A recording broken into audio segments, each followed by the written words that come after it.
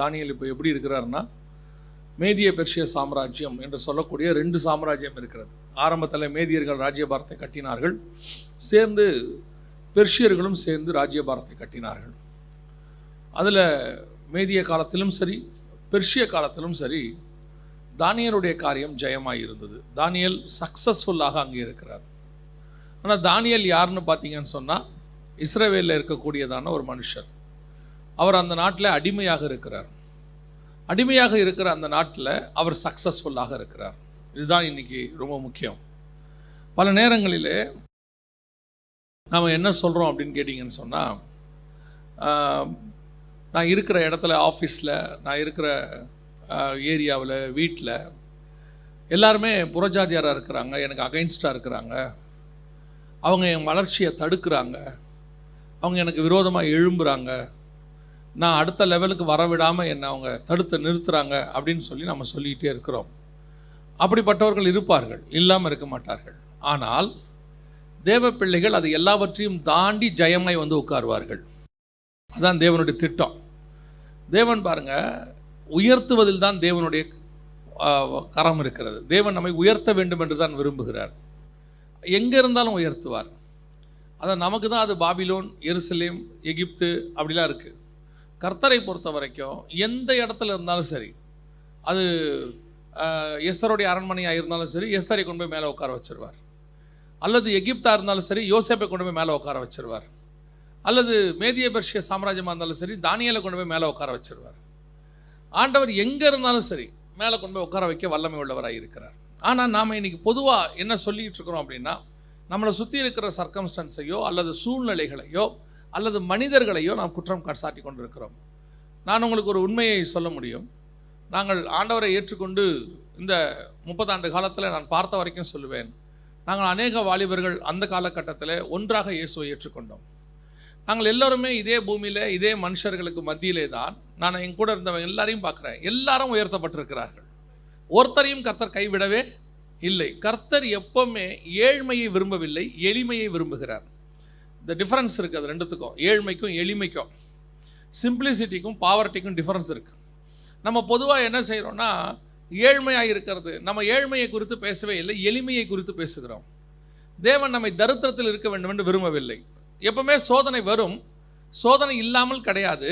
அந்த சோதனையோட முடிவு ஒரு உயர்வாக இருக்கும், ஒரு ஆசீர்வாதமாக இருக்கும். கர்த்தர் அப்படி தான் வச்சிருக்கிறார். அதான் இல்லைன்னா யோசிச்சு பாருங்கள், இல்லைன்னா அந்த பூமியில் நீங்களும் நானும் இந்நேரம் காணாமல் போயிருப்போம். கர்த்தர் நம்ம எல்லாம் உயர்த்தினதுனால தான் நம்ம எல்லாம் வந்து ஏதோ ஒரு ஸ்டேட்டஸில் உட்காந்துருக்கோம். அது ஆஃபீஸ்லையோ ஸ்பிரிச்சுவாலிட்டிலையோ ஏதோ ஒரு இடத்துல கர்த்தர் நம்மளை உயர்த்தி இருக்கிறார்.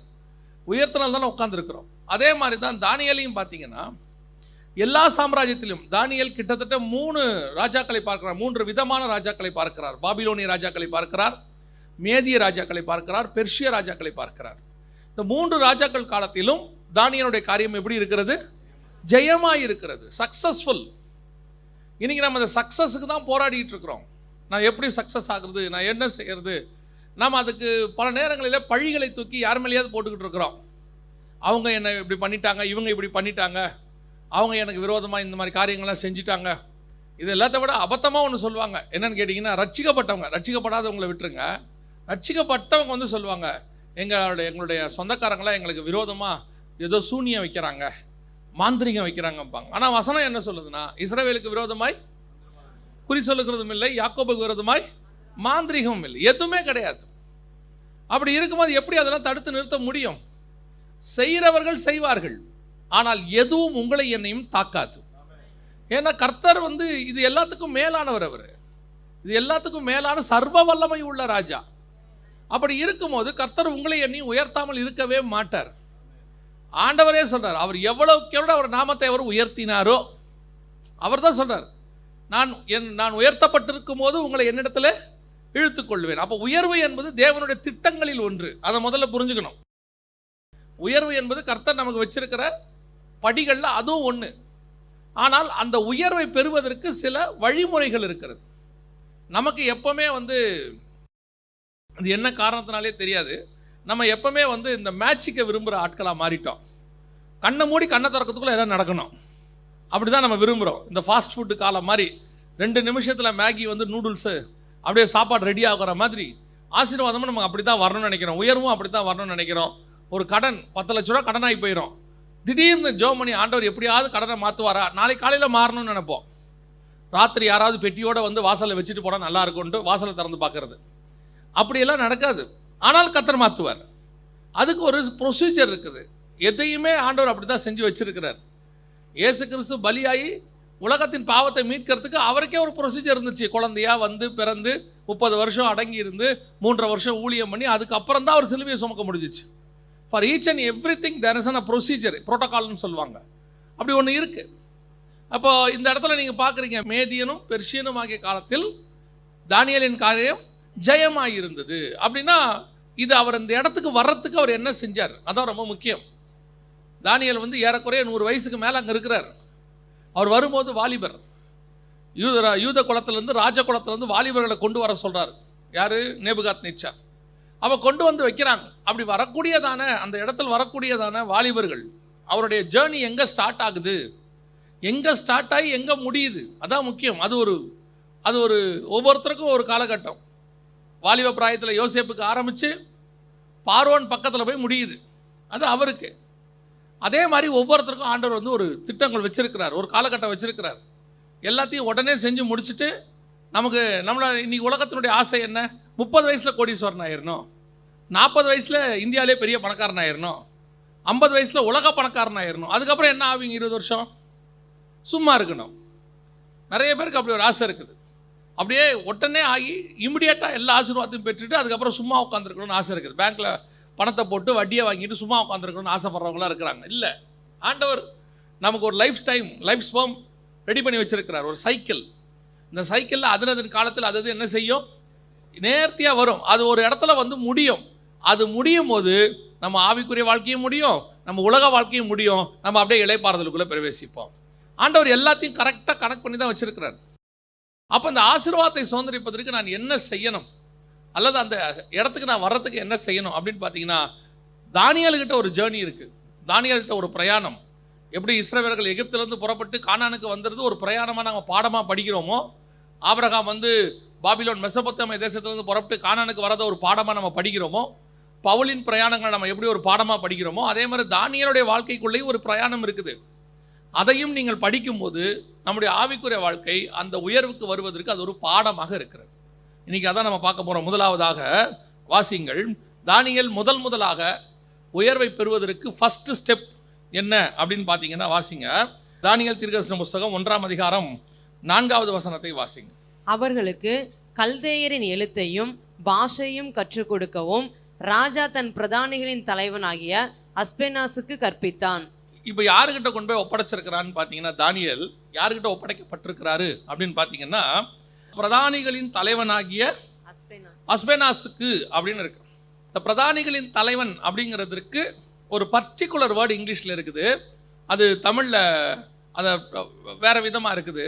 ஆக்சுவலாக மூல பாஷையிலையும் அப்படி தான் இருக்குது. அதாவது பிரதானிகளின் தலைவனுங்கிற வார்த்தைக்கு ஆங்கிலத்தில் ஒரு வேர்டு ஒன்று யூஸ் பண்ணியிருக்கிறாங்க, யூனோக் அப்படின்ற வேர்டை ஒன்று யூஸ் பண்ணியிருக்கிறாங்க. அதாவது அது வந்து என்ன சொல்லுவாங்க அப்படின்னு கேட்டால், அடிமைகளை கொண்டு போய் ஒப்படைக்கிற இடம். அவர்கள் பலவிதமான காரியங்களுக்கு ஈடுபடுத்தப்படுவார்கள். அப்படி ஈடுபடுத்தப்பட்ட பின்பு தான் அவர்கள் இந்த கற்பிக்கிற முறைக்கு கொண்டு வரப்படுவார்கள். அவங்க கையில் ஒப்படைக்கணும்னு சொன்னால், இந்த ராஜகுலத்தை சார்ந்தவங்க அழகாக இருக்கிறவங்கள ராஜ அரண்மனையில் கொண்டு போய் உட்கார வைக்க மாட்டாங்க. ஸோ அதற்கு முன்பதாக அவர்களுக்கு சில ப்ரொசீஜர்ஸ் இருக்குது. அது ரொம்ப கடினமான ப்ரொசீஜர்ஸ். அதை கிராஸ் பண்ணி தான் அவங்க கொண்டு போய் அங்கே உட்கார வைக்கணும். ஏறக்குறைய அவர்களுடைய சரீரங்கள் வந்து முழுவதுமாக பாதிக்கப்படும். அதனால் அப்படி பாதிக்கப்பட்ட பின்பு தான் அவர்கள் இந்த காரியத்திற்கு ஈடுபடுத்தப்படுவார்கள், அல்லது இதெல்லாம் சொல்லிக் கொடுக்கப்படுவார்கள். அந்த பிரதானிகளின் தலைவன் கையில் ஒப்படைச்சா அதான் நடக்கும். அவர் கொண்டு போயிட்டு ஃபஸ்ட்டு அவங்களை அதை தான் செய்வார். செஞ்சுட்டு அதுக்கப்புறம் தான் அவங்களுக்கு எல்லாமே சொல்லிக் கொடுக்கப்படும். இப்போ நீங்கள் இந்த வசனத்தின்படி பார்த்தீங்கன்னு சொன்னால், பிரதானிகள் தலைவன் கையிலே ஒப்படைக்கப்படுகிறது அப்படின்னா, அவர் மேதிய பெர்ஷிய காலத்தில் உயர்வாய் பெறுவதற்கு முன்பதாக, ஏறக்குறைய 70-80 வருஷத்துக்கு முன்பதாக அவருடைய பிரயாணம் எங்கே ஆரம்பிக்குது அப்படின்னு பார்த்தீங்கன்னா, அடிமைகளோடு கூட ஆரம்பிக்கிறது. எங்கேருந்து?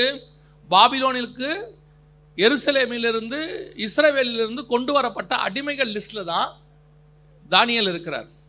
தானியேலை பொறுத்த வரைக்கும் வெல் டு டூ, நல்ல ஃபேமிலி. எங்கே இஸ்ரேலில் உயர்வான குடும்பத்தில் இருக்கக்கூடியதான பசங்க தான். அதில் ஒரு ஆள் தான் தானியேல். ஆனால் அவர் உயர்த்தப்படுவதற்கு முன்பதாக முதலாவதாக அவர் கொண்டு போய் என்ன செய்யப்படுகிறார் என்றால் அடிமைகள் கையிலே ஒப்படைக்கப்படுகிறார். நாம் ஆண்டவர்கிட்ட உயர்வை சந்திக்கிறதுக்கு முன்பதாக சில பாதைகளை கடந்து போக வேண்டியது அவசியமாக இருக்கிறது. இப்போ இயேசு கிறிஸ்து 30 வருஷம் அவர் அடங்கி இருந்தார் நம்ம பார்க்கிறோம். ஆனால் ஊழியத்தை தொடங்குவதற்கு முன்பதாக நடுவில் ஒரு 40 நாள் அவர் எங்கே கொண்டு போகப்பட்டார்? வனாந்தரத்திற்கு கொண்டு போகப்பட்டார்னு பார்க்கிறோம். அங்கே கொண்டு போனது மாத்திரம் அல்ல, அவங்க கொண்டு போகப்பட்டு காட்டு மிருகங்களுக்கு நடுவே சஞ்சரித்தார்னு சொல்லி பார்க்கிறோம். வனாந்தரத்திற்கு கொண்டு போகப்பட்டு காட்டு மிருகங்களுக்கு நடுவே சஞ்சரித்து 40 நாள் அங்கே இருக்கிறார். ஒரு பாதையிலே ஒரு ஆசீர்வாதத்தின் பார்வையில் நீங்கள் தொடங்கும் போது சில நேரங்களிலே அல்லது பெரும்பான்மையான காலகட்டங்களிலே நீங்கள் ஒரு பாதையை கிராஸ் பண்ண வேண்டி இருக்குது. அடிமைகளிடத்தில் ஒப்படைக்கப்படுதல். யோசேப்பு பார்வோனிடத்தில் போய் உட்காருவதற்கு முன்பதாக அவர் இஸ்மவேலரிடத்தில் விற்று போடப்பட வேண்டியது அவசியமாக இருக்கிறது. அவர் சிறைச்சாலைக்கு போக வேண்டியது அவசியமாக இருக்கிறது. இப்போ அவ்வளோ பெரியதான ஒரு கமாலியல் கையில் படித்தவர் தான் பவுல். நேரடியாக அவரை ஊழியத்துக்கு கர்த்தர் கொண்டு வந்திருக்க முடியும். நியாயப்பிரமாணத்தை கரைத்து குடித்தவர் அவர். அவரே சொல்றார், நியாயப்பிரமாணத்தால் எனக்கு குற்றம் சாட்ட முடியாதுங்கிறார். ஆனால் சில நேரங்களில் கர்த்தர் கொண்டு போய் என்ன பண்றாரு, சில உபத்திரவத்தின் பாதைகளுக்குள்ளே, வனாந்தரத்திற்குள்ளே, சில கடினமான பகுதிகளுக்குள்ளே உங்களை நடத்துகிறார். எதுக்காக அந்த பாதை, எதுக்காக அந்த இடம்? அதுதான் உங்களை உருவாக்குகிற இடம், மோல்டு பண்ற இடம். உபத்திரவம் தான் உங்களை உருவாக்கும். உபத்திரவத்தில் தான் நீங்கள் பிரமாணங்களை கற்றுக்கொள்ள முடியும்.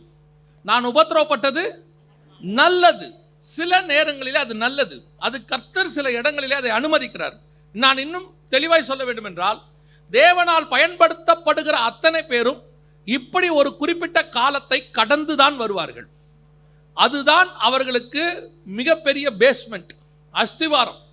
இப்போ கோலியாத்தை வீழ்த்த வேண்டும் என்று தாவீதுக்கு திட்டம் ஆண்டவர் ஏற்படுத்திட்டார். ஆனால் தாவீது எடுக்க வேண்டிய கல் என்ன கல் தெரியுமா? கூழாங்கல் எடுக்க வேண்டி இருந்துச்சு. அது ஆற்றங்கரை ஓரத்தில் இருந்தது. அது எல்லாம் ஆவிக்குரிய அர்த்தம் நிறையா இருக்குது. ஆனால் கல் எப்படி இருக்குது? கூழாங்கல்லாம் இருக்குது. கோலியாத்தை அடிக்கணும், கல் வேணும். ஆனால் கல் மட்டும் எப்படி தான் இருக்கணும்? கூழாங்கல்லுடைய ஸ்பெஷாலிட்டி என்னென்னா, அது எந்த பக்கமும் அதுக்கு என்ன இருக்காது? ஷேப் இருக்காது, ஷார்ப்னஸ் இருக்காது. எல்லா பக்கமும் மழுங்கி இருக்கும், எல்லா பக்கமும் உடைக்கப்பட்டு இருக்கும், எல்லா பக்கமும் அதுக்கு ஒரே மாதிரி ரவுண்டாக அது ஒரு ஷேப் இருக்கும். ஷேப்லெஸ் ஷேப் அது அப்படி தான் இருக்கும். அப்போ நமக்கும் சில நேரத்தில் ஆண்டவருக்குள்ளே வரும்போது, ஊழியத்துக்குள்ள பாதைக்குள்ளே வரும்போது, கர்த்தர் உங்களை செலக்ட் பண்ணும்போது, ஆவிக்குரிய வாழ்க்கையில் வரும்போது, ஆசீர்வாதத்தை நீங்கள் பெற வரும்போது, நம்மை அறியாமலேயே நமக்குள்ள சில ஷார்ப் கார்னர்ஸ் இருக்கும். சில காரியங்கள் அந்த உயர்வில் நீங்கள் போய் உட்காரும் போது அந்த காரியங்கள் உங்களுக்குள்ள இருக்குமானால் நீங்கள் அடுத்தவர்களை காயப்படுத்த தொடங்கி விடுவீர்கள். அதனால கர்த்தர் என்ன பண்ணுவார்? கொஞ்சம் உங்களை உடைப்பார். கொஞ்சம் பெருமை இருந்துச்சா, அந்த பெருமையை உடைச்சிட்டு தான் அடுத்த லெவலுக்கு கொண்டு போவார். உங்களுக்குள்ள சில விதமான தலகணம் இருக்கும், படிப்பை பற்றின இருக்கும், அல்லது நீங்கள் பிறந்த குளத்தை பற்றி இருக்கும், இல்லை நீங்கள் வச்சிருக்கிற ஆஸ்தியை பற்றி இருக்கும், இல்லை நீங்கள் வாங்கின சம்பாத்தியத்தை பற்றி இருக்கும், நீங்கள் ஒர்க் பண்ண ஏதாவது ஒரு ஆர்கனைசேஷனை பற்றி இருக்கும். அதுலேருந்து எடுத்துகிட்டு வந்துடுவார் கர்த்தர். எடுத்துகிட்டு வந்து உங்களை எங்கே உட்கார வைப்பார் தெரியுமா? அப்படியே ஆப்போசிட்டாக கொண்டு வந்து ஒரு இடத்துல ஒப்படைச்சிருவார். அது என்ன இடமா இருக்கும் தெரியுமா? உங்களை உருவாக்குற இடமா இருக்கும். நீங்கள் இருந்த இடம் எப்படி? ஒருவன் வா என்றால் வருகிறான், போ என்றால் போகிறான், அங்கே இருக்கும். இங்கே கொண்டு வந்து என்ன பண்ணுவார் தெரியுமா? பிளேட் கழுவு விடுவார், பிளேட் கழுவு விடுவார், கொண்டாந்து கார் கழுவு விடுவார். இங்கே கொண்டு வந்து உங்கள் துணியை உங்களையே துவைக்க விடுவார். நமக்கு எப்படி இருக்கும் தெரியுமா? முதல் தடவை அதை செய்யும் போது, நான் யாரு, நான் எப்பேற்பட்டவன், என்னை கொண்டு வந்து இங்கே விட்டுருக்கிறீங்க. ஆனால் கழுவ விடுவார். உடனே நீங்கள் கழுவும் போது வானத்திலிருந்து ஒரு சத்தம் உண்டாகி, நீ என் நேசகுமாரன்லாம் வராது. நீங்கள் நம்ம என்ன எதிர்பார்ப்போம் தெரியுமா? அந்த நேரத்தில் பரலோகத்திலிருந்து ஆண்டவர் ஆறுதலாக 4 வார்த்தை, கவலைப்படாத மகனே, அதெல்லாம் ஒன்றும் வராது.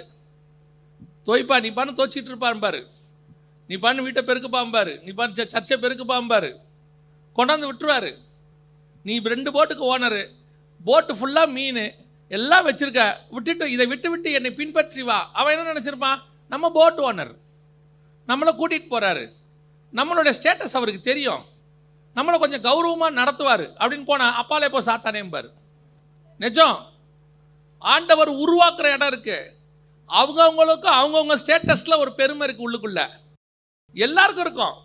எப்பேற்பட்ட ஒரு சாதாரண தொழிலாளியாக இருப்பார், அவர் வீட்டுக்கு அவர் தானே ஹீரோ, அவர் வீட்டுக்கு அவர் தானே தலைவர்.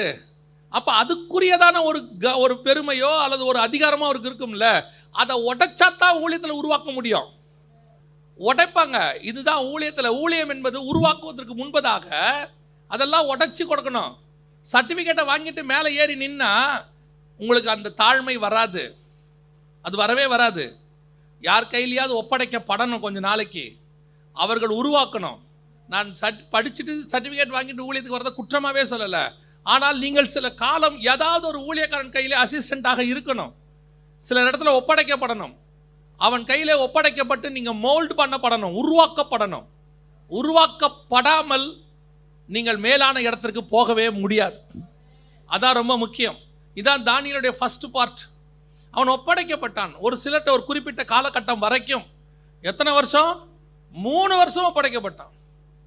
பவுல் போய் அரபு தேசத்தில் எத்தனை வருஷம் இருந்தார்? 3 வருஷம் தங்கி இருந்தார்னு இருக்கு. இதான் இயேசு 30 வருஷம் இருந்தார். மோசே 40 வருஷம் இருந்தார் வனாந்தரத்தில். அவர் ஊழியத்தை பெற்றுக்கொள்வதற்கு முன்பதாக இந்த மோல்டிங் பீரியட், உருவாக்குற காலம், அதுதான் ரொம்ப முக்கியம். இன்னைக்கு நான் சொன்ன பாருங்க, ஆரம்பத்தில் நண்பர்கள்லாம் ஒன்றா இருந்து வந்தோன்னு, என் ஃப்ரெண்டு ஒருத்தர் இருக்கிறாரு, 2 பேர் இருக்கிறாங்க. இவங்க 2 பேருமே இன்னைக்கு ஒரு பெரிய ஸ்டேட்டஸில் கத்தர் உட்கார வச்சிருக்கிறார். ஆனால் அந்த 2 பேரையும் நான் ஒரு 30 வருஷத்துக்கு முன்னாடி எப்படி பார்த்தேனோ அவர்களுக்குள்ள அந்த தாழ்மை அப்படியே இருக்கும். அந்த பணத்தை பற்றின பெருமையோ படிப்பை பற்றின பெருமையோ அவருக்குள்ள வரவே இல்லை. ஏன் வரலைன்னா அவங்கள உருவாக்கி கொண்டு வந்த இடம் அப்படி. ஆனால் இந்த உயர்வுக்கு முன்பதாக சில இடத்துல மோல்டு அடைய வேண்டி இருந்துச்சு. சாமுவேல் தாவீதை ராஜாவா அபிஷேகம் பண்ணிட்டாரு.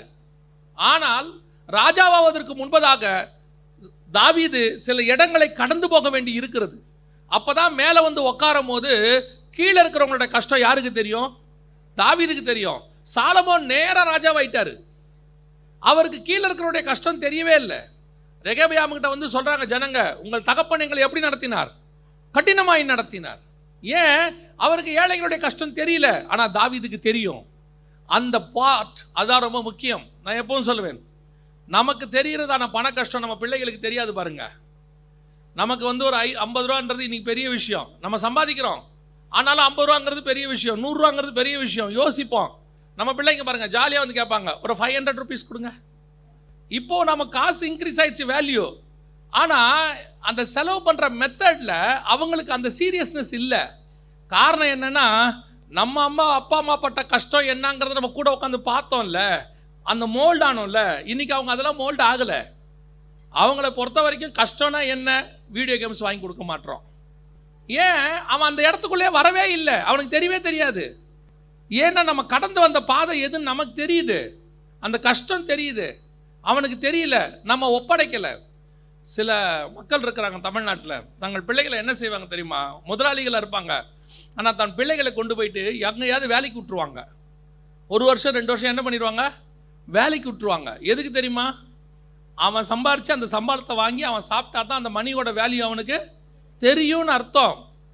ராஜ குலத்தில் இருக்கிற தானியேலை பெர்சியா குலத்தில் உயர்த்தணும்னா நடுவில் கொஞ்சம் அடிமைத்தனத்துக்குள்ளே போக வேண்டி இருக்கு. அதுதான் உருவாக்குகிற இடம், அதுதான் ஃபேக்ட்ரி, அதுதான் நல்லது. அந்த வனாந்திரம் பல காரியங்களை நமக்கு கற்றுக் கொடுக்கும். எப்பவுமே ஒன்று மட்டும் எனக்கு ஆண்டவர் சொன்னது நான் உங்களுக்கு சொல்கிறேன், கர்த்தர் வனாந்திரத்தின் பாதையிலே நடத்துவார், ஆனால் வனாந்திரத்திலே கொல்ல மாட்டார். அதில் பத்திரமாய் பாதுகாத்து கொண்டு வருவார். அதான் நீங்கள் எடுத்து பாருங்க, ஒரு பரிசுத்தவான் கூட வனாந்திரத்தில் சாகவே மாட்டான். வனாந்திரங்கிறது சாதாரணமான விஷயமே கிடையாதுங்க. அது சொல்லி கொடுக்குற இடங்க, உருவாக்குகிற இடங்க. அங்கே தான் உங்களுக்கு விசுவாசம்னா என்னன்னு கற்றுக்க முடியும். அங்கே தான் அற்புதம்னா என்னன்னு தெரியும், மண்ணா வர்றதுனா என்னன்னு தெரியும், அங்கே தான் காடை வர்றதுனா என்னன்னு தெரியும், செங்கடல் பிளக்கிறதுனா என்னன்னு தெரியும், மேகஸ்தம்பனா என்னன்னு தெரியும், அக்னி ஸ்தம்பனா என்னன்னு தெரியும், கண்மலையில் தண்ணி வர்றதுனா என்னன்னு தெரியும். இதெல்லாம் நீங்கள் கற்றுக்கணும்னா கொஞ்ச நாளைக்கு வனாந்திரத்துக்கு போனால் தான் நல்லது. இல்லாவிட்டால் விசுவாசம் என்றால் என்னன்னே தெரியாது. இல்லைன்னா உங்களுக்கு கர்த்தரிடத்திலிருந்து வார்த்தையை வாங்குறது என்னன்னு தெரியாது, பரிசுத்த ஆவியோடு கூட நடப்பது என்னன்னு தெரியாது, ஆவிக்குள்ளாகிற அனுபவம்னா என்னன்னு தெரியாது. இதுக்கெல்லாம் நீங்கள் கொஞ்சம் வனாந்திரத்துக்கு போகணும். ஏன் கர்த்தர் பர்டிகுலரா ஆவியானவராலே இயேசு கிறிஸ்து வனாந்தரத்திற்கு கொண்டு போகப்பட்டார். ஏன் வெளிப்படுத்தின விசேஷத்தை கொடுக்கும்போது யோவானை கூட்டிகிட்டு போயிட்டு நல்ல ஒரு அழகான வீட்டில் வச்சு கொடுக்கலாமே, எங்கே கொண்டு போய் கொடுக்குறாரு? பத்மு தீவில் வச்சு கொடுக்குறாரு. அது என்னது? ரோமர்களுடைய அடிமை தீவு. ஏன் அங்கே வச்சு கொடுக்கணும்? அங்கே வச்சு கொடுத்தா தான் அதோடைய வேல்யூ உனக்கு தெரியும். உன்னை தனிமைப்படுத்தினா தான் அதோடைய வேல்யூ தெரியும். சில நேரங்களில் கர்த்தர் கொண்டு போய் உங்கள்கிட்ட சிலர்கிட்ட ஒப்படைச்சிருப்பார். உங்களுக்கு மேலே இருக்கிறவராக இருப்பார். உங்கள் தன்மானத்தை தொடர மாதிரியே பேசுவார். சில நேரத்தில் உங்களை உடைப்பார். சகோதரிமார்களுக்கு சொல்கிறேன், சில நேரத்தில் உங்களை கொண்டு போய் மாமியார்கிட்ட கொடுத்துருவார். ஏன் திட்டுதுன்னே உங்களுக்கு தெரியாது. நீங்கள் நல்லா தான் செய்வீங்க, ஆனால் திட்டிகிட்டே இருக்கோம். எதுக்கு தெரியுமா? உங்களை உருவாக்குறதுக்கு. எதுக்கு உருவாக்குறதுக்கு? உங்ககிட்ட சாஃப்ட்னஸ் இருக்கு, கொஞ்சம் கோபமும் இருக்கு. அந்த கோபத்தை என்ன செய்யணும்?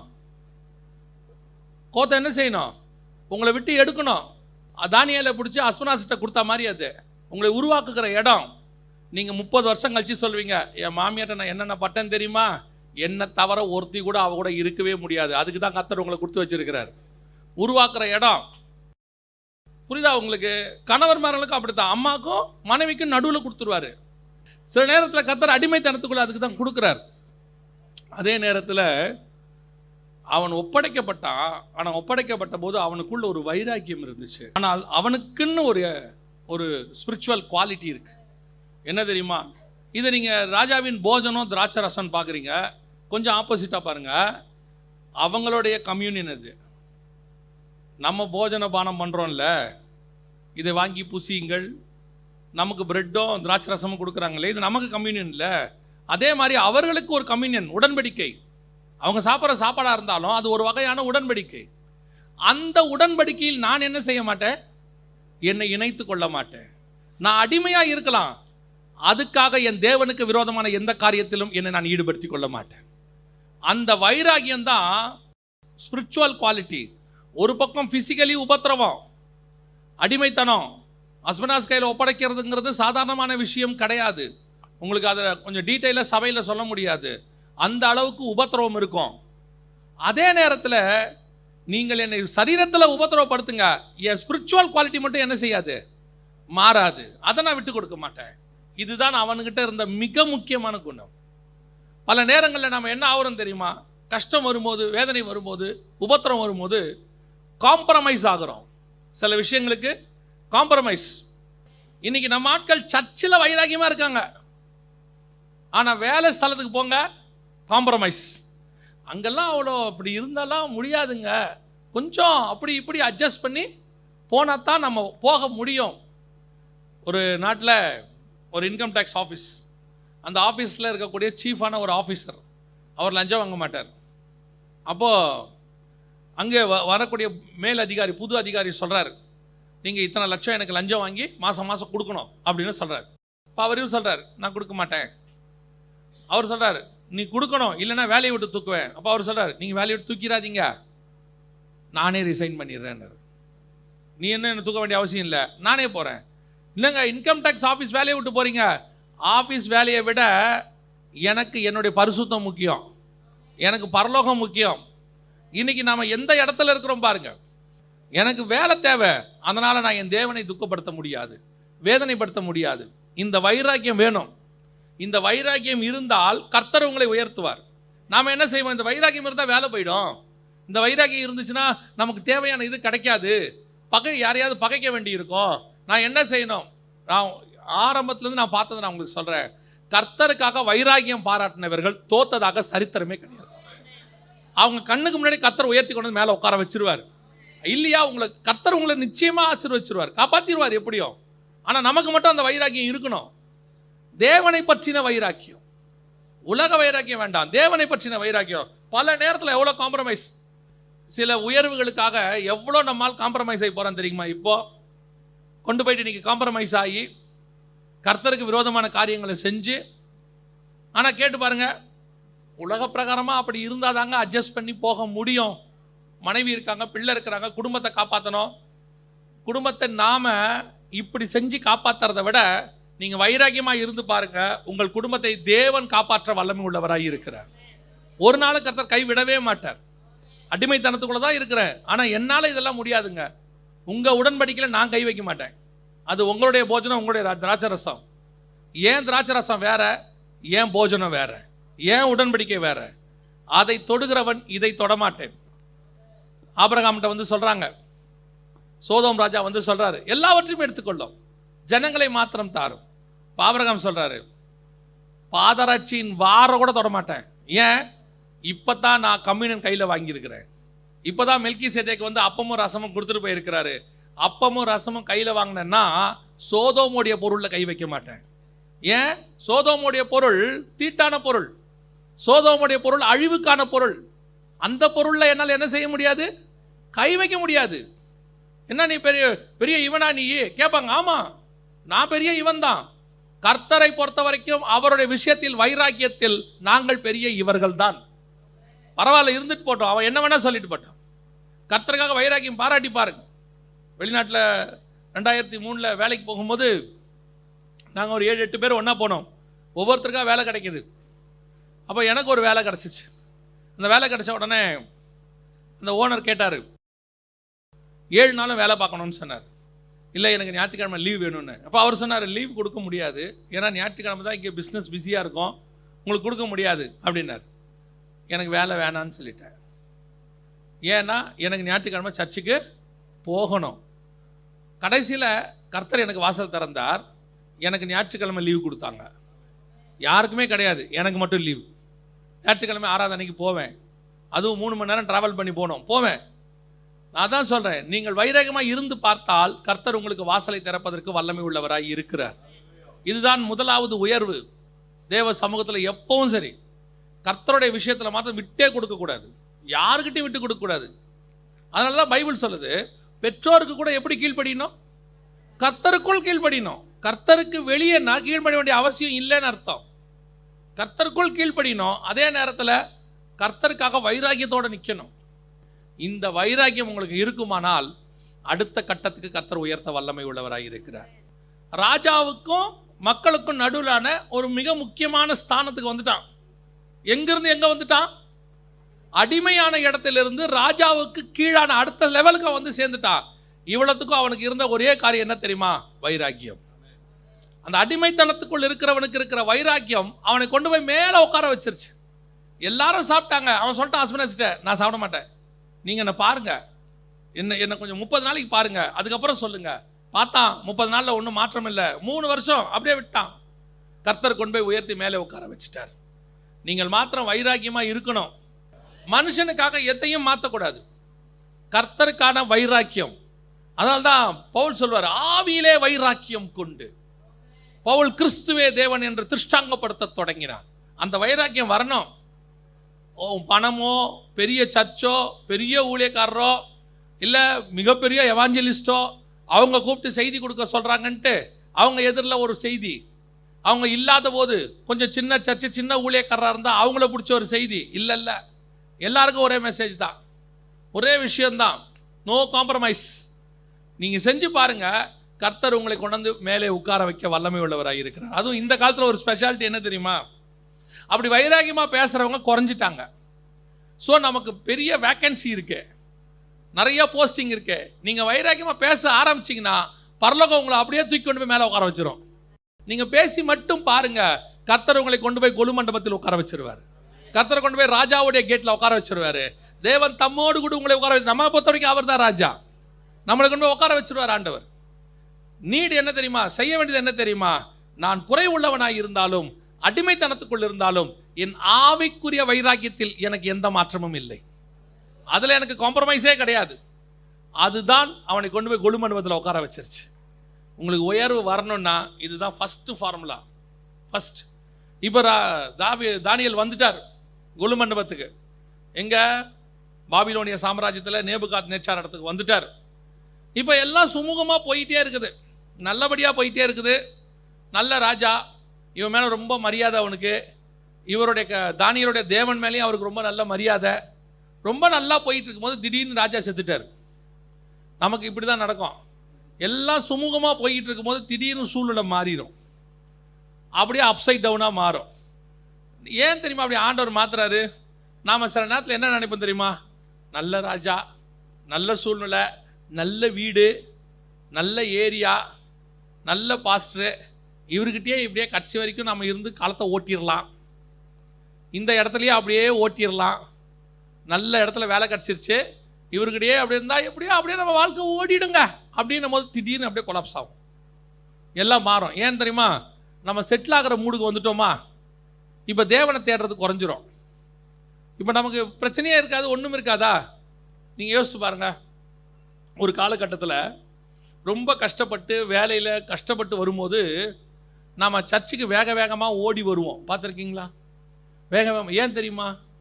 அப்போ நமக்கு கஷ்டம், நமக்கு ஆறுதலுக்கு ஆண்டவர் மட்டும்தான் இருக்கிறாரு, வேறு யாருமே இல்லை. ஓடி ஓடி வருவோம். ஐயோ ஆராதனை 9 மணி, 8:45 ஆயிடுச்சு, ஓடுவோன்னு ஓடி வருவோம். கர்த்தர் பார்ப்பார், அப்படியே படிப்படியாக உயர்த்துவார். இப்போ 2 வீலர் கார்லாம் வந்துடும். இப்போ பாருங்க, ஆராதனைக்கு 10 நிமிஷம் லேட்டு, கொஞ்சம் அப்படி மேலே வந்த உடனே, அதான் நீங்கள் பார்த்துருப்பீங்கன்னு நினைக்கிறேன், அப்படியே கொஞ்சம் பலகனியில் நடக்க ஆரம்பித்த உடனே, உப்பரிக்கையில் நடக்க ஆரம்பித்தா தேவனை பார்க்கறதுக்கு பதிலாக பத்சேபாலை பார்க்க தோணும். இந்த கீழே வனாந்தரத்தில் ஓடிக்கிட்டே இருக்கிற வரைக்கும் அவருக்கு பத்சேபாலும் தெரியல, அபிகாயிலும் தெரியல, மீகாலும் தெரியல. அவருக்கு தெரிஞ்சதெல்லாம் தேவனே தேவனே தேவனே, துரத்துறான், கொல்றான், அடிக்கிறான், உதைக்கிறான், என்னை காப்பாற்றுங்க காப்பாற்றுங்கன்னு ஓடிக்கிட்டே இருந்தார். எல்லாம் காப்பாற்றி அரண்மனையை கொடுத்து நல்ல பால்கனியை கட்டி கொடுத்தா இப்போ தேவனே தேவனே இல்லை, பத்சேபாலே. ஏன்னா இப்போ நம்ம அப்படி சூழ்நிலை, அப்படி கொஞ்சம் உயர்வு வந்து நல்லா அப்படி வந்த உடனே நம்ம பார்வை மாறிடும். அந்த அளவுக்கு நிர்விசானம் வந்துருச்சு பாருங்க. காரணம் என்ன? ராஜாவுடைய கேட். நாம் இப்போ கொஞ்சம் பீஸ்ஃபுல், கொஞ்சம் அப்படி. இப்போ ஆண்டவர் பார்த்தாரு, மாத்திரா சூழ்நிலையன்னாரு, கொஞ்சம் புரட்டி போட்டு பார்ப்போம். நல்லா போயிட்டு இருக்க நேரத்தில் கொரோனா வந்துடும். சர்ச்சுக்கு 1/2 மணி நேரம் லேட்டாக வரும்போது உனக்கு அந்த வைராக்கியம் போயிடுச்சு இல்லை? நீ உனக்கு இருந்த வைராக்கியத்தை பார்த்தா நான் சந்தோஷப்பட்டு ஆசீர்வதிச்சேன். இப்போ உனக்கு என்ன போயிருச்சே? வைராக்கியம் போயிருச்சே. இப்போ கூட கர்த்தர் உன்னை தண்டிக்க விரும்பல, உணர்த்த விரும்புகிறாரு. இது வரும்போது கொஞ்சம் உணர்வடைஞ்சிட்டா நல்லதுன்றதுக்கு தான். திடீர்னு பெல்ஷாத்சார் வந்துட்டார். எங்கே வந்துட்டார்? பாபிலோனுக்கு ராஜா மாறிட்டார். பெல்ஷாத்சார் வந்துட்டார். தானியேலுடைய தேவன் மேலே அவனுக்கு அன்பு கிடையாது, மரியாதை கிடையாது. தானியேலுடைய மரியாதை கிடையாது, ஒன்றும் கிடையாது. அப்படியே குவைட் ஆப்போசிட்டான கிங், ஆப்போசிட்டான சூழ்நிலை, ஆப்போசிட் சீசன். இதுக்கு முன்னாடி இந்த ராஜா எப்படிப்பட்டவர்? கர்த்தருடைய ஆலயத்திலிருந்து கொண்டு வந்த பாத்திரத்தை எங்கே வைக்கிறான்? அவன் ஆலயத்தில் இருக்கிற ஸ்டோர் ரூமில் வைக்கிறான். அதுக்கு ஒரு கனம் கொடுக்குறான், மரியாதை கொடுக்குறான். அது எங்கே இருக்கணும்னு அவனுக்கு தெரியுது. இவன் எப்பேற்பட்டவன் தெரியுமா? அடுத்து வந்தவன் அப்படியே ஆப்போசிட்டு, தொலைகீழ எடுத்துன்னு வாடான்னு சொல்லிட்டு அதில் மதுபானம் ஊற்றி குடிக்கிறான், கேவலப்படுத்துறவன். சில நேரங்களில் கர்த்தர் நல்லா போயிட்டு இருக்கும்போது யாருக்கிட்டையாவது பிடிச்சி கொடுத்துருவார். வரவனுக்கு நம்ம மரியாதை தெரியாது, முன்னாடி இருந்த அதிகாரிக்கு தெரிஞ்சிருக்கும், முன்னாடி இருந்த சுப்பீரியருக்கு நம்மளை பற்றி தெரிஞ்சிருக்கும், சூப்பர்வைசருக்கு. இப்போ இருக்கிறவருக்கு நம்மளை பற்றி ஒன்றுமே தெரியாது. அவன் வரும்போதே யோ இங்கே வாயாம்பான். இதுக்கு முன்னாடி இருந்தவர் நம்மளை எப்படி கூப்பிட்டுருப்பாரு? Sir அல்லனா brother. ஏன்னா நம்மளை பற்றின அவருக்கு எல்லா விஷயமும் தெரிஞ்சிருக்கும். இவர் லஞ்சம் வாங்க மாட்டார், இவர் கரெக்டாக இருப்பார், இவர் நல்ல தேவ பக்தி உள்ள மனுஷன், இவர் யாரையும் திட்டி பேச மாட்டார், நம்மளை பற்றின ஒரு நல்ல அபிப்பிராயம் இருந்திருக்கும். அப்படியே ஆப்போசிட்டாக மாறிடும் பாருங்க. திடீர்னு வரும் பாருங்க சூழ்நிலை. அவன் கூப்பிடும் போதே மரியாதை இல்லாமல் தான் கூப்பிடுவார். அந்த ஆளை கூப்பிடும்பார், என்னையா பண்ணுறான்னு கேட்பாரு. எங்கே பார்த்தாலும் எல்லா சூழ்நிலை மாறிக்கும், திடீர்னு மாறிடும். பக்கத்து வீட்டுக்காரன் நல்லவர் இருப்பார், காலி பண்ணிட்டு போயிட்டு ஒரு உபத்திரம் வந்து நிற்கும் பக்கத்து வீட்டில். நம்மளை கண்டாலே அதுக்கு பிடிக்காது. ஏன் பிடிக்காது தெரியாது. திடீர்னு எல்லாமே தலைக்கீழ ஆன மாதிரி ஆகிடும். ஏன் அப்படி ஆகுது? பல நேரங்களில் நாம் கிங்ஸ் கேட்டில் உட்காந்துடுறோம். உட்காந்துட்டு நமக்கு அதுக்கப்புறம் தேவனை தேடுகிறதான அந்த வைராக்கியம் எல்லாம் போயிடுது, சர்வசாதாரணமாக ஆயிடுறோம். அன்னைக்கு இந்த அதான் ஆண்டவர் கேட்குறாரு சபையை பார்த்து, ஆதியிலே கொண்டிருந்த அன்பை விட்டா என்று உன் பேரில் எனக்கு ஒரு குறை உண்டு. இந்த நீ அந்த அன்பு இருக்குதா? ஃபர்ஸ்ட்ல இருந்த அந்த அன்பு இப்போ இருக்குதா? ஏன் வரல தெரியுமா? அப்போ நமக்கு தேவை இருந்துச்சு. இப்போ நம்ம கிங்ஸ் கேட்டில் உட்காந்துருக்கோம். இப்போ நம்ம யோசிக்கிறதுக்கு இடத்துக்கு வந்துட்டோம். ஆண்டவர் பார்த்தாரு, அப்படியா சரி சரி சரி பெல்ஷாத்சாரை அனுப்பி விடுவோம். அஸ்பனாசுக்கிட்ட இருக்கும்போது ஒழுங்காக இருந்தியா? நடுவில் கொஞ்சம் ராஜா வந்துட்டு நீ நல்லவனா ரொம்ப சந்தோஷமாயிட்டியா? இப்போ அடுத்த ஆளை அனுப்பி விட்றேன். யார்? பெல்ஷாத்சார். இவன் யார்? அப்படியே ஆப்போசிட்டு. எடுத்துனா பாத்திரத்தை என்ன பண்ணலாம்? மதுபானம் ஊற்றி குடிக்கிறவன், கேவலப்படுத்துறவன், அவங்க கையில் பிடிச்சி கொடுப்பாரு. பல நேரங்களில் அப்படிப்பட்ட ஆட்கள் எழும்பி வருவார்கள். ஆனால் இங்கே நம்ம அடுத்த வைராகியத்தை காட்ட வேண்டிய இடத்துக்கு வந்துட்டோம். என்ன வைராகியம்? முதல் ராஜா நல்ல ராஜா, ஆனால் அவனுடைய உடன்படிக்கையில் சேர மாட்டேன்னு தானியேல் சொன்னான். ஆனால் இவன் மோசமான ராஜா. ஆனால் இவன் என்ன பண்ணுறான் தெரியுமா? உடன்படிக்கை இல்லை, இவன் ஆசீர்வாதமே கொடுக்குறான். என்ன கொடுக்குறான் பாருங்க, வாசி. அப்பா காலத்தில் தானியேல் யாரு? அப்பாவுக்கு பக்கத்தில் இருக்கிற ஆளு. பையன் வரும்போது இவனுக்கு மரியாதையே இல்லை. தானியேலை எங்கேயும் அமுச்சு விட்டாங்க போல போஸ்டிங்கில். ஒரு சூழ்நிலை வரும்போது தான் தானியேலை கூப்பிட்றாங்க. உங்களை பற்றி கேள்விப்பட்டேன். முன்னாடி இருந்ததை விட இப்போ என்னவா மாறுது? சூழ்நிலை வேற மாதிரி மாறுது. பிரச்சனைக்கு நடுவில் திடீர்னு ஒரு ஆள் வந்து சொல்கிறாரு. என்ன சொல்கிறாரு? உனக்கு ஆசீர்வாதத்தை விட இப்போ பயங்கரமான ஆசீர்வாதம் டபுள் மடங்கு வருது. எந்த இடத்துக்கு வருது தெரியுமா? கிங் போஸ்டே வருது, 3rd பர்சன். ஏன்னா அந்த பாபிலோன் சாம்ராஜ்யத்துக்கு மொத்தத்துக்கு ஒரு ராஜா இருப்பார். அவருக்கு கீழே தான் பெல்ஷாத்சார். பெல்ஷாத்சார் சொல்கிறாரு, எனக்கு கீழே அடுத்து நீ தான் ராஜா, 3வது ராஜாவாக உன்னை வைக்கிறேன். இப்போ தானியேலுக்கு போஸ்டிங் என்னவா மாறப்போகுது? ராஜா போஸ்டிங் வரப்போகுது. உன்னுடைய இதை வேற யாருக்காவது கொடு, எனக்கு தேவையில்லை. ஏன் தெரியுமா? இதுதான் தானியேல் பாராட்டின அடுத்த வைராக்கியம். நீ ராஜாவாரு, நீ பெரிய ஆசீர்வாதத்தை எனக்கு கொடு, பெரிய போஸ்டிங்கை கொடு, பொற்சனி போடு, 3வது பிளேஸ்க்கு மாற்று, அதெல்லாம் முக்கியம் இல்லை. என் தேவனை தூஷித்த உன் கையிலேருந்து ஒன்னையுமே நான் வாங்க மாட்டேன், அதை உங்ககிட்டே வச்சுக்கிட்டோன்ட்டான். இன்னைக்கு இந்த வைராக்கியம் நமக்கு வருமா? இன்னைக்கு வருமா அந்த வைராக்கியம்? தானியேல் சொல்றான், உன் ஆசீர்வாதம் உங்ககிட்டயே இருக்கட்டும், நீ இதை என்ன செய்ய, வேற யாருக்காவது கொடு. ஏன்? என்னை உயர்த்த என் தேவனுக்கு தெரியும். என்னை உயர்த்த என் தேவனுக்கு தெரியும். நீ என்ன ராஜாவாக்குறது? நாங்கள் ராஜாக்களும் ஆசாரியருமாய் அழைக்கப்பட்டவர்கள். இந்த வைராக்கியம் தான் வேணும். இன்னைக்கு உலகம் என்ன சொல்லி கொடுக்கும்? கொஞ்சம் காம்ப்ரமைஸா போங்க, அட்ஜஸ்ட் பண்ணி போங்க, இந்த இடத்துல நம்ம இப்படி போனா தான் நெளிவு சுழிவா இருந்துக்கணும். ஒருவேளை எலியா நெளிவு சுழிவோடு கூட ஏசபேலோட போய் இருந்தா அவன் வனாந்தரத்துக்கு ஓட வேண்டிய அவசியம் இல்லை. ஒருவேளை போர்த்திபார் மனைவியோடு கூட யோசேப்பு நெளிவு சுழிவா போயிருந்தா சிறைச்சாலை வந்திருக்க வேண்டிய அவசியம் இல்லை. அப்போஸ்தலர்கள் எல்லாரும் அன்னைக்கு உள்ள மக்களோட நெளிவு சுழிவா போயிருந்தாங்கன்னா அவங்களுக்கு அவ்வளவு உபத்திரவமே இல்லை. இயேசு கிறிஸ்து வேதபாரரோட பரிசேயரோட நெளிவு சுழிவா போயிருந்தார்னா சிலுவையே இல்லை. உபத்திரவம் வரதான் செய்யும், கஷ்டம் வரதான் செய்யும். தேவனுக்கு என்று பாராட்டுகிற வைராக்கியம் ரொம்ப முக்கியம். யார் கொடுக்குறான்னு பார்க்கணும். யார் கொடுத்தாலும் வாங்கக்கூடாது. கொடுக்குற ஆள் யாருன்னு பார்க்கணும். 2 பேர் தருவாங்க, நல்லா தெரிஞ்சுக்கொள்ளுங்க. என் நாமத்தினால எதை கேட்டாலும் நான் உனக்கு, இது யார் கொடுக்கறது? இயேசு கொடுக்கறது. இன்னொரு ஆளும் தரும், என்னை தாழ விழுந்து பணிந்து கொண்டால் எல்லாவற்றையும் நான் உனக்கு. 2 பேரும் தருவாங்க. எதை வாங்கணும் எதை வாங்கக்கூடாதுன்னு உங்களுக்கு தெரியணும். இயேசு கொடுக்கறத வாங்கணும். பிசாசு கொடுக்கும்போது சொல்லணும், அப்பாலே போ சாத்தானேன்னு சொல்லணும். உலகத்தின் மகிமையே கொடுக்குற, வேணாம் போயா, வேற யாருக்காவது கொடு. ராஜா கூப்பிட்டு கேட்கிறார், எஸ்தர் ராஜகுமாரத்திய, உனக்கு என்ன வேண்டும்? தேசத்தில் பாதி கேட்டாலும் நான் உனக்கு தருவேன் சொல்றார். தேசத்துல பாதி எவ்வளவு தெரியுமா? ராஜா சொன்னது எவ்வளவு தெரியுமா? நீங்க பாட்டு நினைச்சுக்காதீங்க ஏதோ ஒரு நாட்டில் பாதி தரேன்னு சொன்னாருன்னு. 63 நாடு. பாதி கேட்டாலும் தருவேன். எஸ்தர் சொன்னாங்க, அதெல்லாம் வேணாம். என்ன 63 நாடு வேணாமா? எஸ்தர் சொல்றா, வேணாம் ராஜா, விட்டுருங்க. அப்புறம் உனக்கு என்னதான் வேணும்? எங்க ஜனங்க செத்துக்கிட்டு இருக்கிறாங்க, அவங்கள காப்பாற்றி மட்டும் கொஞ்சம் கொடுத்துருங்க. யாராவது போய் ஆத்துமாக்காக 64 நாட்டை விடுவாங்களா? அந்த அம்மாவுக்கு தெரியும், நான் இன்னைக்கு ஆத்துமாக்காக 64 நாட்டை விடுவேன். ஒரு நாள் வரும், நான் 127 நாட்டுக்கும் ராணியாய் போய் உட்காருவேன். நான் இன்னைக்கு விடுறது கொஞ்சமா இருக்கும், ஒரு நாள் வரும் என் ராஜா வருவார், என்னை மணவாட்டி சபையா என்னோடு கூட பக்கத்தில் உட்கார வைத்துக் கொள்வார், வலது பார்சத்தில் உட்கார வைத்துக் கொள்வார். எவ்வளவுதான் இந்த பூமியில் நீங்க இழந்தாலும் நீங்கள் இழப்பது கொஞ்சம் தான், நீங்கள் பெறப்போவது அதிகம். அதுதான் கர்த்தர் வச்சிருக்கிறாரு. ஒண்ணும் இல்லை, கொஞ்சம் விட்டு கொடுக்கிறதுக்கு மனசு வர மாட்டேங்குது. நல்லா தெரிஞ்சுக்கொள்ளுங்க, ஆசீர்வாதம் வர்றது எல்லாம் தேவனிடத்திலிருந்து வருகிறது அல்ல. சில ஆசீர்வாதங்களை வேண்டாம் என்று சொல்லுவதற்கு நீங்கள் தயாராக இருக்க வேண்டும். வேணான்னு சொல்லி பாருங்க, உங்களை கொண்டு போய் கர்த்தர் எங்க உட்கார வச்சிருவார் தெரியுமா? ஏன் அந்த ஆசீர்வாதத்தை வேணான்னு சொன்னார் தெரியுமா? இந்த ஆசீர்வாதம் இன்னைக்கு நைட்டோட போயிடும். பிசாசு கொடுக்கிற ஆசீர்வாதம் டெம்பரவரி, தேவன் கொடுக்கிற ஆசீர்வாதம் தான் பர்மனன்ட். இன்னைக்கு நம்ம டெம்பரவரி ஆசீர்வாதம், பூமிக்குரிய ஆசீர்வாதத்துக்காக கொஞ்சம் அப்படியே காம்ப்ரமைஸ் ஆகி போறோம். பெல்ஷாத்சார் கொடுத்தா என்ன, சோதோம் ராஜா கொடுத்தா என்ன, யார் கொடுத்தா என்ன, ஆசீர்வாதம் ஆசீர்வாதம் தான். யாராவது வேணான்னு சொல்லுவாங்களா? கவனிச்சு கொள்ளுங்க. பல நேரங்களில் நீங்கள் வாங்குகிற ஆசீர்வாதம் டெம்பரவரி.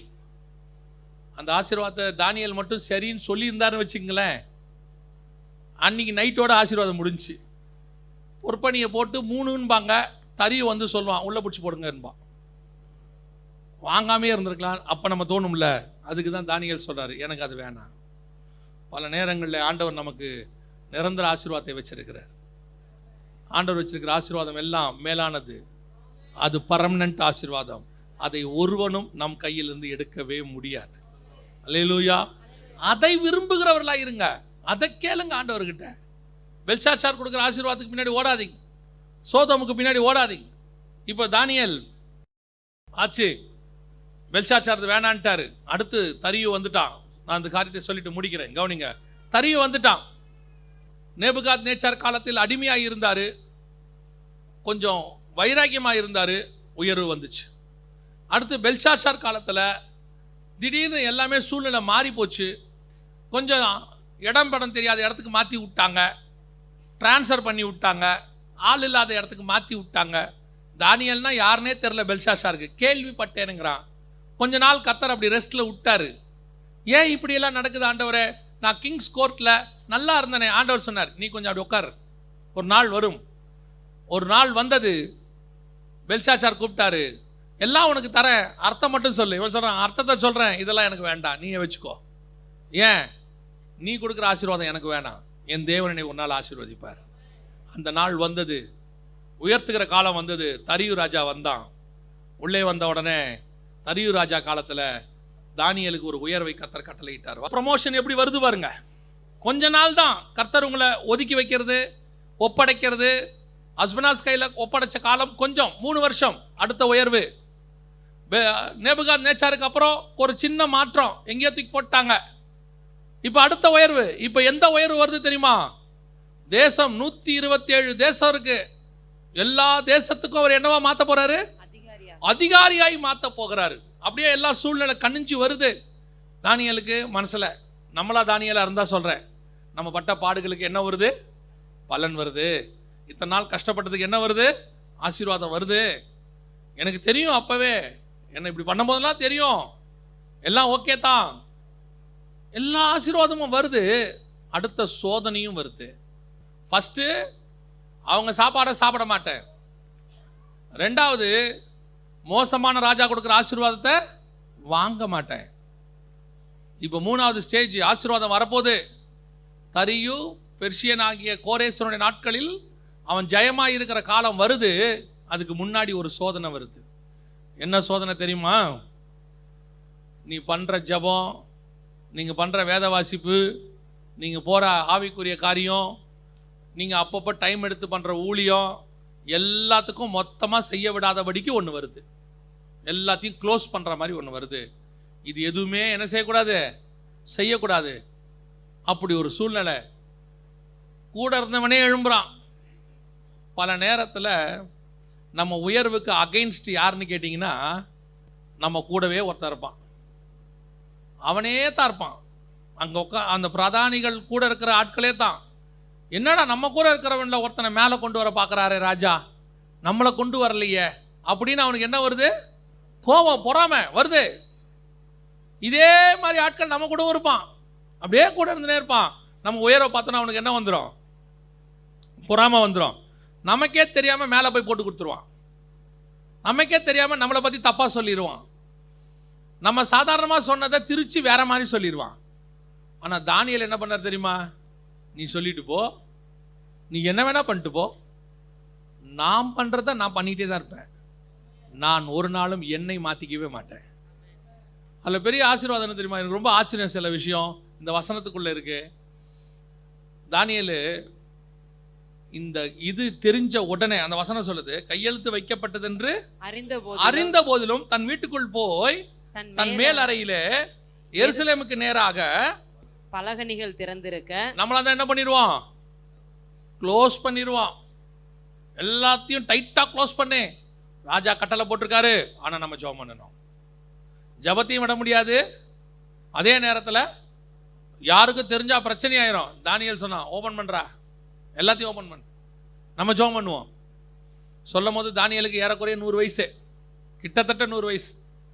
ஏன்னா 70 வருஷம் அவர் அங்கே அடிமையாகவே இருந்துட்டார் பாபிலோன் காலத்தில். கிட்டத்தட்ட 70 வயசு.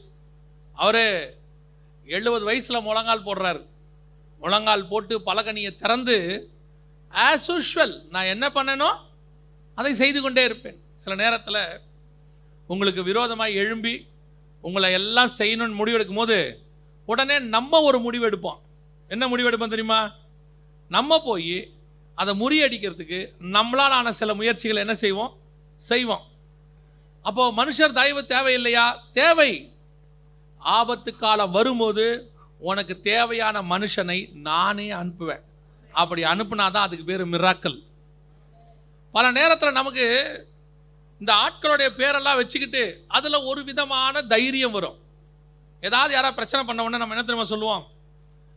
நமக்கு இந்த ஏரியாவில் இருக்கிற மிக முக்கியமான ஆளை தெரியுங்க, அவர்கிட்ட சொன்னால் போதும் இந்த பிரச்சனையை சால்வ் பண்ணிடுவார். ஆண்டவர் சொல்வார், எங்கே போய் சொல்லும்பார், பிரச்சனை சால்வ் ஆகாது. அப்புறம் நம்ம என்ன சொல்லுவோம் தெரியுமா?